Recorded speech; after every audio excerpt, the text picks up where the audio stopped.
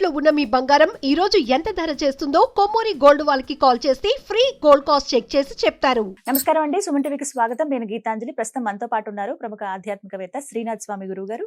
వారితో మాట్లాడి మనకున్నటువంటి ధర్మ సందేహాలను నివృత్తి చేసుకుందాం. అలాగే రాబోతున్నటువంటి తిథులు, పండుగల గురించి కూడా గురువు గారిని అడిగి వివరాలు తెలుసుకుందాం. గురుగారు నమస్కారం అండి. నమస్కారం అమ్మా. తొలి ఏకాదశి రాబోతోంది, చాలా విశేషం. తొలి పేరులోనే ఉంది. అసలు ఇప్పటి నుంచే పండుగలన్నీ ప్రారంభం అంటారు. అలాగే విష్ణువు శయన స్థితికి వెళతారని చెప్తారు. అసలు ఏమిటి ఇవన్నీ? వీటి గురించి మాట్లాడుకుందాం. సంతోషం. వాగర్త సంప్రక్తో వాగర్త ప్రతిపత్తయ జగత పితరో వందే పార్వతీ పరమేశ్వర. మనకు తొలి ఏకాదశి, దీన్ని మామూలుగానైతే ప్రథమ ఏకాదశి అంటారు. అలాగే శయన ఏకాదశి అని పిలుస్తాం. దీన్నే మనము వాడుక భాషలో తొలి ఏకాదశి అని అంటున్నాం. మనకు ఏకాదశి అనేది పండుగలు, పర్వదినాలు రెండు వేరువేరుగా చెప్పుకుంటాం. పండుగలు అంటే మనకు ఉగాది, దసరా, దీపావళి ఇవన్నీ పండుగలు అయితే, పర్వదినాలు అంటే గురు పౌర్ణమి, ఏకాదశి, ముక్కోటి ఏకాదశి ఇలాంటివన్నీ కూడా పర్వదినాలుగా మనం చెప్పుకుంటాం. అలా పర్వదినాలలో చెప్పుకునే వాటిల్లో తొలి ఏకాదశి, శయన ఏకాదశి అనేది మొట్టమొదటిది.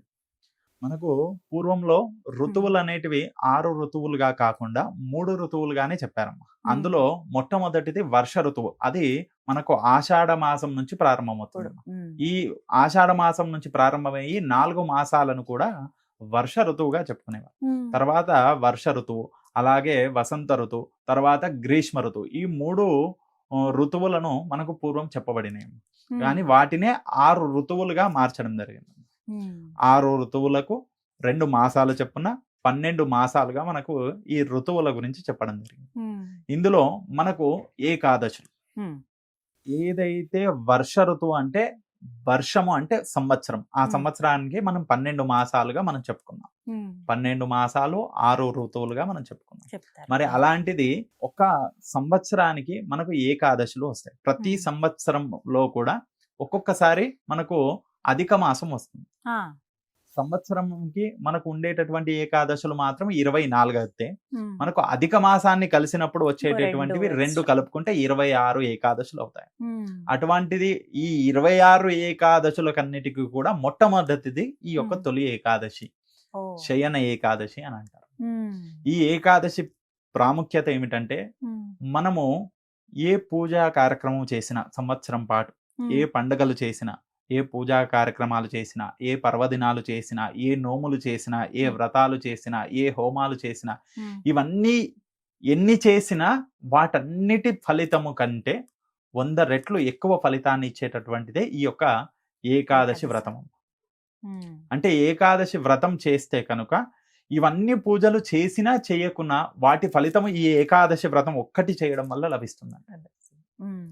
అంటే చూడండి, మనము ప్రారంభం నుంచి మనం చెప్పుకుంటాం. ఏది మనకు ఉగాది పర్వదినం నుంచి, మనం ఉగాది పండగ నుంచి చెప్పుకుంటాం. మనం ఏంది ఉగాది, శ్రీరామనవమి, అలాగే వచ్చేటటువంటివి ఒక్కొక్కటిగా మనం చేసుకుంటూ వస్తాం కదమ్మా. వాటన్నిటి ఫలితం కూడా ఈ ఏకాదశి వ్రతం. అంటే ప్రతి నెలలో 2 ఏకాదశులు, సంవత్సరము కాలంలో 24 ఏకాదశులు, అధిక మాసం వస్తే 2 అధికంగా వాటన్నిటినీ కలిపి 26 ఏకాదశులు ఎవరైతే చేస్తారో వారికి సంవత్సరం పాటు చేసినటువంటి పూజా ఫలితము లభిస్తుందంట. అందుకనే మనకు చాలా మంది ఇలా కూడా చెప్తారమ్మా, ఏంటంటే ఏ పూజలు చేసినా చేయకున్నా ఈ ఏకాదశి వ్రతం మాత్రం ఖచ్చితంగా చేయాలి అంటారు. నిజం. ఏకాదశి వ్రతము చేయని మనిషి ఉండకూడదు అని చెప్తారు. ప్రతి ఒక్క మనిషి కూడా ఆచరించవలసినటువంటి వ్రతం ఏదైనా ఉన్నది అని అంటే అది ఏకాదశి వ్రతం. అది కూడా ఎలా అంటే, మనకు సంకటహర చవితి అని అనుకుంటాం. సంకటహర చవితి ఏదైతే ఉందో మనకు అందరూ ఆచరించడం, వైష్ణవ సాంప్రదాయం వాళ్ళు ఉంటారు. వాళ్ళు విశ్వక్సేన ఆరాధన చేస్తారు. కాబట్టి వారు గణపతి ఆరాధన చేయాల్సిన అవసరం లేదు. అంతే కదమ్మా. కొంతమంది ఇలాగే కొన్ని పండుగల విషయానికి వచ్చేసరికి, ఇప్పుడు కొంతమంది వారాహి నవరాత్రులు అంటున్నాం. వారాహి నవరాత్రులు కొంతమంది పాటిస్తారు, కొంతమంది పాటించరు. వరలక్ష్మి వ్రతాలు కొంతమంది మా ఇంట్లో ఉంది చేస్తామంటారు, కొంతమంది చెయ్యమంటారు. ఇలా ప్రతి ఒక్కరికి ఒక్కొక్క వారి ఇంటి సాంప్రదాయం ఉండొచ్చు, లేదా అన్య ఇతర ఏదైనా కావచ్చు. కానీ కొన్ని పాటిస్తారు, కొన్ని పాటించరు. కానీ ఏది పాటించినా ఏది పాటించకపోయినా ఈ ఏకాదశి మాత్రం ప్రతి ఒక్కరు అంటే దీంట్లో కుల మత వర్ణ భేదము లేదు. అలాగే పిల్లవాడు ముసలివాడు అనేటటువంటి తారతమ్యము లేదు.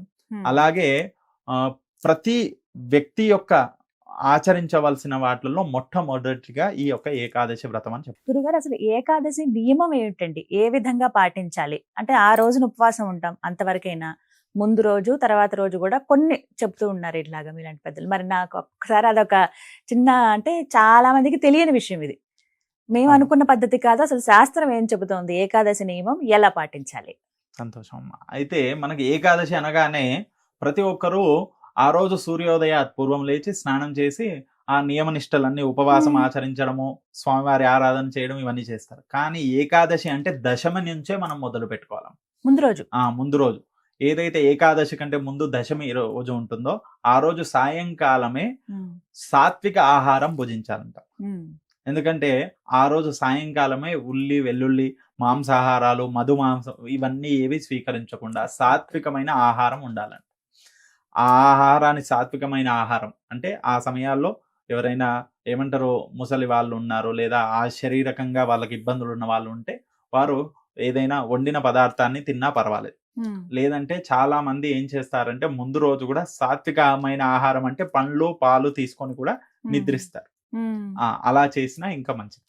దాని తర్వాత రోజు ఏదైతే ఉందో ఏకాదశి సూర్యోదయాత్ పూర్వమే నిద్ర లేచి కాలకృత్యములన్నీ నెరవేర్చుకొని ఆ స్వామివారిని విష్ణువుని కానీ శ్రీ మహావిష్ణువుని కృష్ణుణ్ణి ఆరాధన అభిషేక రూపకంగా కానీ లేదా అర్చన రూపకంగా తులసి దళాలు తెచ్చి ఆ స్వామివారికి సమర్పించడం, బిల్వ దళాలు తెచ్చి స్వామివారికి సమర్పించడం. అలాగే ప్రత్యేకంగా ఆ రోజంతా కూడా ప్రాతకాలం నుండి రాత్రంతా కూడా ఆ స్వామివారి నామస్మరణే. ఆ రోజంతా కూడా ఉపవాసం అని అంటే అందరూ ఏమనుకుంటారంటే భోజనం చేయకుండా ఉండడం. ఉపవాసం అంటే అలా కాదమ్మా. ఉప అంటే దగ్గరగా, వాసం అంటే ఉండటం. ఇది ఉపవాసం. దేవుడికి దగ్గరగా ఉండడము అనే దాన్ని ఉపవాసం అని చెప్పారు. కానీ మనం ఆహారాన్ని ఒక్కటే పట్టుకొని వెళ్తున్నాం, మిగతా అన్ని వదిలేస్తున్నాం. అలా కాదమ్మా. ఉపవాసం అంటే దేవుడికి దగ్గరగా ఉండడానికి మనం ఏం చేస్తున్నాం అంటే ప్రాతకాలం నుండి కూడా రోజు 10 మాటలు మాట్లాడుతూ ఉంటే 10 మందితో ఆ రోజు అవసరం ఉన్న వరకే ఒక 2 మాటలు మాట్లాడి ఆపేశారు. అన్య ఇతర సంభాషణలు అవసరం లేదు. ఆ స్వామివారి నామస్మరణ చేస్తూ ఉండాలి. అంటే ఏం పట్టించారు? కొంతమంది విష్ణు సహస్రనామం చదువుకుంటూ ఉంటారండి, అది బాగా అలవాటు ఉంటుంది కొంతమందికి. అంటే ఏదన్నా ఒక నామం ఆ రోజంతా పఠించుకునే విధంగా చెప్తారా? మనకు ఆ రోజు ప్రత్యేకంగా 3 చెయ్యొచ్చం. ఏమిటండి? మొట్టమొదట స్వామివారికి ప్రత్యేకంగా ఒక విషయాన్ని చెప్తాం. ఏకాదశి అంటే ఏంటంటే 5 కర్మేంద్రియాలు, 5 జ్ఞానేంద్రియాలు, 1 ఆత్మ. ఇవి 11ని కలిపి ఏకాదశి అంటాము. మరి 5 కర్మేంద్రియాలు, 5 జ్ఞానేంద్రియాలు, ఇవి 2 కూడా మనం ఏకాగ్రత చేసి మనస్సుతో ఆ స్వామివారి ధ్యానించాలి. ఆ దాంట్లో మనకు రామనామమే కావచ్చు, లేదా కృష్ణనామమే కావచ్చు, లేదా విష్ణునామమే కావచ్చు. ఇంకా చెప్పాలి అంటే శివుడికి కూడా ప్రీతికరమైనది ఆయన ఏకాదశ రుద్రుడు అని అంటాం మనం. ఆయన నామమే అందులో. ఎందుకంటే దాంట్లో వారిని విభేదించాల్సిన మాటనే లేదు. శివస్య హృదయ విష్ణు, విష్ణువస్య హృదయ శివ అని చెప్పేసి చెప్పుకుంటాం కదా. అలాంటప్పుడు ఆయనను కూడా స్మరించవచ్చు. అందులో కొంతమంది ప్రత్యేకంగా ప్రాతకాలంలో విష్ణు నామస్మరణ చేసి ఆ విష్ణు యొక్క ఏదైతే పారాయణం ఉందో విష్ణు సహస్రనామావళి పారాయణం చేయొచ్చు, అష్టోత్తరములతో స్వామిని పూజించవచ్చు. మధ్యాహ్న కాలం ఏదైతే ఉందో అమ్మా ఆ యొక్క శివారాధన చేసి ఆ శివుడికి ప్రత్యేకంగా అభిషేకము లేదా ఆ శివ నామావళి చేస్తూ లేదా శివ సహస్రనామావళిని పఠించి ఆ స్వామివారి రుద్ర పారాయణం కానీ మహాన్యాస పారాయణం కానీ చేసుకోవచ్చు. అలాగే సాయంకాలం దేవీ స్వరూపంగా లలితా సహస్రనామముతో పాటు విష్ణు సహస్రనామ పారాయణం చేసుకోవచ్చు. ఇలా చేసుకోవడం చూడండి, అందులో మనకు దేవుడికి దగ్గరగా ఉపవాసం ఉండాలని చెప్పాము కదా, దేవుడికి దగ్గరగా చూడండి ఎంత మనం దగ్గరగా అవ్వడానికి ప్రయత్నించినట్టు చూడండి. ప్రాతకాలం నుండి సాయంకాలం వరకు ఏదో ఒక దేవతారాధన చేస్తున్నాం, ఆ స్వామివారికి దగ్గరగా ఉండడానికి ప్రయత్నం చేస్తున్నట్టు. కాబట్టి ఆ విధంగా ప్రత్యేకంగా ఉంటుంది. ఇవన్నీ చేస్తూ ఆ రోజంతా కూడా ప్రతి ఒక్కరూ ఈ తొలి ఏకాదశి ఏదైతే శయన ఏకాదశి అంటే ఆ స్వామివారు యోగ నిద్రలో ఉంటారంట. మరి ఆ స్వామివారు నిద్రించడం అంటే పడుకోవడం అని కాదమ్మా. మనము చాలా మంది మనం గురక పెట్టి పడుకుంటాం కదమ్మా, అలా స్వామివారు నిద్రపోతారని కాదు. ఆయన యోగ నిద్ర అంటే ఒక్క రెప్పపాటు క్షణం ఇలా కళ్ళు మూసి తెరిస్తే ఈ చాతుర్మాస్యం అంతా కూడా అయిపోతుంది, గడిచిపోతుంది.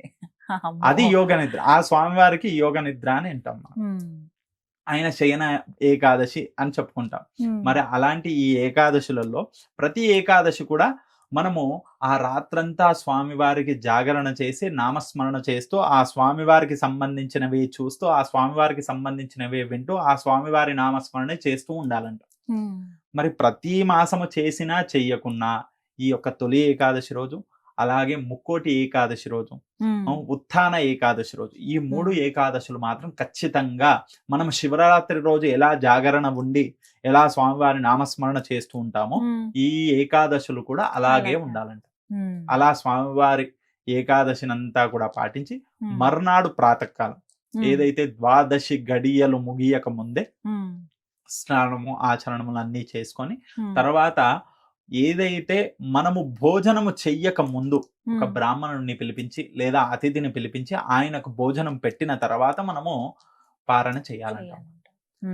అంటే చూడండి, చాలా మంది కూడా ఏకాదశి వ్రతాన్ని చేస్తారు, ఆ రోజంతా ఏకాదశి ఉపవాసం ఉంటారు, అలాగే స్వామివారి నామస్మరణ తెలిసినంత వరకు చేస్తారు, ఊరుకుంటారు. కానీ ముందు రోజు పాటించేది, అలాగే తర్వాత రోజు అంటే ఆ ఏకాదశి వ్రతాన్ని చేసినటువంటి పుణ్య ఫలితము రావాల్సినటువంటి క్షణాన్ని మాత్రం వదిలిపెడతారు.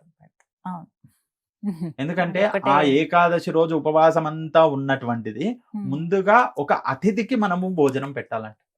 భగవంతుడికి నైవేద్యం పెట్టింది ముందుగా అతిథికి పెట్టి తర్వాత తాను భుజించాలంట. అది నియమం. మరి ఇది చాలా మంది పాటించట్లేదు, ఇది ఖచ్చితంగా పాటించాలి. లేదా ఖచ్చితంగా ఒక బ్రాహ్మణునికి తాను భోజనం చేసే విధంగా సాహిత్యాన్ని అంటే వారికి తీసుకొని వెళ్ళి బియ్యము, ధాన్యము, నూనె ఏవైతే ఉన్నాయో అవి తీసుకొని వెళ్ళి ఆ బ్రాహ్మణునికి దేవాలయంలో దానం చేసి నమస్కారం చేసుకొని ఆయన పాదాభివందనం చేసుకొని వచ్చి మనము ఇంట్లో పారణ చేసుకోవచ్చు. కానీ అది చేయకుండా మాత్రం చేయకూడదు, అప్పుడు కానీ పూర్తవ్వదమ్మా. ఏకాదశి వ్రతము పూర్తి అవ్వాలంటే అది చేయాల్సింది. దానమన్నా చేసి రావాలి, లేదా అతిథిని పిలిపించి భోజనం అయినా పెట్టాలి. ఈ రెండిట్లో ఏదో ఒకటన్నా చేయాలి. చేసిన తర్వాతనే తాను పారణ చేయాలమ్మా. అది పూర్తి ఫలితంకి మార్గం. గురుగారు, అలాగే ఆహారం విషయంలో ఏకాదశికి అసలు పూర్తిగా అన్నం ఏదైతే ఉందో ధాన్యాన్ని నిషేధించారండి, అసలు తీసుకోవద్దని చెప్తారు. వీటికి కారణాలు మాట్లాడుతూ అసలు ఎటువంటి తీసుకోవాలి మరి ఆహారంగా ఆ రోజు? మనకు ఆహార విషయానికి వచ్చేసరికి ఉపవాసంగా ఉండే వాళ్ళందరూ, ఉపవాసం అంటే దేవుడికి దగ్గరగా ఉండాలనేది ఒకటైతే, రెండవది ఉపవాసం అంటే ఏ ఆహార విషయానికి వచ్చినా కానీ సరే 16 గంటల పాటు వ్యక్తి ఆహారాన్ని స్వీకరించుకుంటే ఆ శరీరంలో ఉన్నటువంటి ఏదైనా కొవ్వు పదార్థం కానీ కరిగిపోయి తనకు తర్వాత తినేటటువంటి ఆహారం అనేది తొందరగా అరగడానికి తనకు ప్రోత్సహిస్తుందంట. అలాంటిది ఈ యొక్క ఏకాదశి అని కూడా చెప్పుకోవచ్చు. ఎందుకంటే మనకు జీర్ణాశయాన్ని చేసేవారు ఎవరయ్యా అంటే శంకరుడు. ఆయన పని ఆయన చేస్తూనే ఉండాలి, నిత్యం ఆయనకు పని ఉంటుంది. ఏ రోజైనా పని ఉండదు అని అంటే ఇలాంటి రోజులు ఏర్పాటు చేయాలి. ఏకాదశి, అలాగే మహాశివరాత్రి, సంకష్ట చవితి ఇలాంటివి ఏర్పాటు. అందులో ఈ ఏకాదశి అనేది చాలా ముఖ్యం. అందులో ఒక్కొక్కరు ఒక్కొక్క విధంగా, అంటే కొంతమంది ఉండగలుగుతాం మేము అంటే నక్తం ఉండొచ్చమ్మా, లేదు అంటే కొన్ని పాలు తాగి ఉండొచ్చు, లేదా పండ్లు తిని ఉండొచ్చు, లేదా ఎవరైనా వండినటువంటిది కాకుండా ఉడకబెట్టినటువంటి ఏవైనా పదార్థాలను తీసుకొని ఉండొచ్చు. ఇలా కూడా కష్టము. ఇంకా మేము శారీరకంగా డయాబెటీస్ ఉన్న వాళ్ళు కానీ అలాంటి వాళ్ళు ఏదైనా ఉన్నదంటే కొంతమంది అల్పాహారం ఏదైనా తీసుకోవచ్చు. అంతేగాని ధాన్యానికి సంబంధించినది ఏది కూడా తీసుకోవద్దు. ఆ రోజు ధాన్యానికి సంబంధించిన ధాన్యంలో ఆ యొక్క రాక్షసత్వం ఏదైతే ఉందో అందులో ఉంటుంది.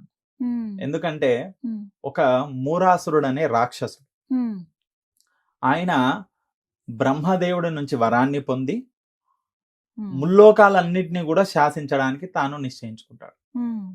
అందరినీ కూడా ఇబ్బంది పెడుతూ ఉంటాడు, ఇంద్రాది దేవతలందరినీ ఇబ్బంది పెడతా ఉంటాడు. అలా ఇబ్బంది పెడుతూ ఉంటే అందరూ దేవతలందరూ కూడా వెళ్ళి ఆ యొక్క విష్ణుమూర్తిని ప్రార్థిస్తే విష్ణుమూర్తి ఏమంటారంటే సరే నేను చూసుకుంటానని చెప్పేసి ఆయన యుద్ధానికి వెళ్తారు. మూరాసుని పైన యుద్ధం అనేది ఒక రోజు 2 రోజులు 1 సంవత్సరం కాదమ్మా, కొన్ని వందల సంవత్సరాలు యుద్ధం చేశారంట. అలా యుద్ధము చేసినటువంటి ఆ మహావిష్ణువు అలసిపోయి ఒక గుహలో కూర్చున్న సమయంలో, తాను విశ్రాంతి తీసుకున్నటువంటి సమయంలో మూరాసురుడు అనుకుంటాడంట విష్ణుమూర్తి విశ్రాంతిలో ఉన్నాడు, నేను వెళ్ళి అతన్ని సంహరిస్తానని చెప్పేసి తాను వెళ్ళి అతని పైనకు సంహారానికి వెళ్ళేసరికి ఆ విష్ణుమూర్తి యొక్క తేజస్సులో నుండి ఒక కన్య ఉద్భవిస్తుంది. ఆ కన్య ఉద్భవించి తనకు ఒక్క హూంకారముతోటే తను భస్మం చేసేస్తుంది, తనను సంహరిస్తుందంట. అది చూసినటువంటి విష్ణుమూర్తి మేల్కొని చూసేసరికి అక్కడ ఆ మూరాసురుడు తను చనిపోయి ఉన్నది చూసి, మరి ఎలా చనిపోయాడు అంటే తను చెప్తుంది, నేనే సంహరించాను, మీ శక్తిలో నుంచి ఉద్భవించిన దానని నేను అంటే, అప్పుడు ఏకాదశి రోజు కాబట్టి నిన్ను ఏకాదశి అని పిలుస్తారు అని చెప్పేసి ఆ స్వామివారు వరం ఇస్తారు. నీకేం వరం కావాలన్నా కోరుకో అని అంటే, నేను ఎప్పటికీ మీకు దగ్గరగా ఉండే విధంగా, అలాగే ఈ ఏకాదశి రోజు ఎవరైనా ఉపవాసం ఉన్న వారికి కోరిన కోరికలు తీరే విధంగా మాకు ఆశీర్వదించండి అంటే, అందుకనే ఏకాదశి అంటే తన పేరు, ఏకాదశిగా వ్రతంగా ప్రారంభమైంది. అలాగే ఏకాదశి రోజు ఏదైతే ఉందో ఆ స్వామివారికి దగ్గరగా ఉపవాసం అంటే ఆ స్వామివారికి దగ్గరగా ఉండాలి అనే విధంగా, అలాగే ఆ ఎవరైతే చనిపోయిన రాక్షసులు ఎవరైతే ఉన్నారో, మరి స్వామి మరి పాపభీతి పెరిగిపోతుంది కదా అని అంటే, ఎవరైతే ఆ రోజు ధాన్యాన్ని స్వీకరిస్తారో ఆ ధాన్యంలో నువ్వు ఉండువుగాక, ఆ ధాన్యంలో నువ్వు ఉండువుగాక. ఆ ధాన్యాన్ని ఎవరైతే స్వీకరిస్తారో వారికి పాపం అలాగే పెరుగుతూ ఉంటుంది. అందుకని ఏకాదశి రోజు ధాన్యాన్ని స్వీకరించకూడదు అని చెప్తారు. అందుకని ఆ రోజు ధాన్యాన్ని ఎవరు తీసుకోకుండా ఉంటారో వారికి ఏకాదశి అనుగ్రహము, ఆ విష్ణుమూర్తి యొక్క అనుగ్రహం లభిస్తుంది. ఎవరైతే ధాన్యాన్ని స్వీకరిస్తారో వారికి ఆ యొక్క పాపభీతి అనేది పెరుగుతూ ఉంటుందని చెప్తారు. అందుకని ఆ రోజు ధాన్యానికి సంబంధించినవి తీసుకోకూడదు ముఖ్యంగా. ఇంకా మనం చెప్పుకుంటాం కదమ్మా, ఇంకా వీరు ఆరోగ్యరీత్యా ఇబ్బందులు ఉన్న వాళ్ళు, ముసలి వాళ్ళు కానీ లేదా చిన్న పిల్లలు కానీ వాళ్ళకి తప్పదు అన్న వారికి ఆ స్వామివారికి నైవేద్యం పెట్టి అది తినిపించాలి, కొద్దిగా దోష నివారణ. కాబట్టి ఖచ్చితంగా ఆ రోజు స్వామివారికి ఆరాధన చేసి ఆ నైవేద్యం పెట్టి ఆ నైవేద్యాన్ని తినిపించాలి, కొద్దిగా దోష నివారణ ఉంటుంది. ఇది మంచి సదావకాశం. ప్రతి ఒక్కరు కూడా ఈ యొక్క ఏకాదశి వ్రతాన్ని పాటించాల్సిందే. ఈ ఏకాదశి వ్రతం మహత్యం ఏంటంటే ప్రతి ఒక్కరు కూడా పాటించవచ్చు, ఏ కుల మత వర్ణ భేదాలు లేకుండా ప్రతి ఒక్కరు పాటించవచ్చు. చాలా చక్కగా సందేహాలు కూడా నివృత్తి చేశారు గురుగారు. ఏకాదశి అంటే కేవలం మేము ఇప్పటి వరకు జరుపుకునేది ఆ రోజు వరకు మాత్రమే, కానీ అలా కాదు, నియమాలు ఎలా ఉంటాయి, ఆహారంగా ఏవి తీసుకోవచ్చు, ఎటువంటి దైవనామస్మరణ చేయాలి, చాలా చక్కగా వివరించారు. ధన్యవాదాలు గురుగారు. నమస్కారం.